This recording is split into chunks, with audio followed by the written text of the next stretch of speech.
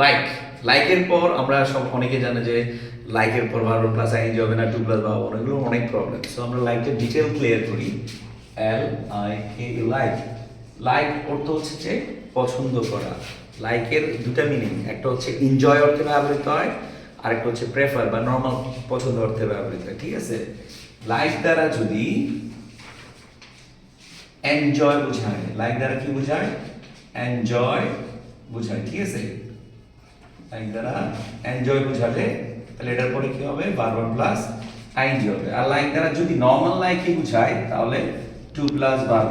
আমি জানি এটা বুঝতে পারো নাই, তারপর আমি এটা কি ডিটেল বলতেছি। যেমন আই লাইক, আই লাইক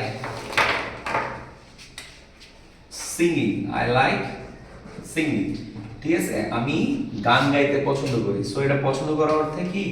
লাইকের পরে ভার্ব প্লাস আইএনজি। কিন্তু যদি আমরা এটা এভাবে ব্যবহার করি, I like to wash the floor, floor wash করাটা পছন্দ না, এটা জাস্ট নর্মাল একটা কি ফর্ম বোঝানো হয়েছে। সুতরাং লাইকের পরে পছন্দ করা বোঝাতে টু প্লাস ভার্ব ওয়ান, কিন্তু লাইক যদি এনজয় করা ব্যবহৃত হয় তাহলে ভার্ব প্লাস আইএনজি। এখানে আরো দুটো রুলস আছে, যেমন আমরা বলতে পারি feel like, feel like, feel like থাকলে verb plus I N G. I feel like eating my meal, okay?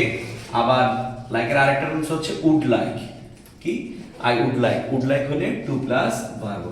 So এই হচ্ছে লাইকের রুলস। মূলত আমি আবার বলছি, লাইক দ্বারা এনজয় করা অর্থে আইএনজি, পছন্দ বোঝাতে টু প্লাস ভার্ব, ফিল লাইকের পরে ভার্ব প্লাস আইএনজি এবং উড লাইকের পরে টু প্লাস ভার্ব। ধন্যবাদ।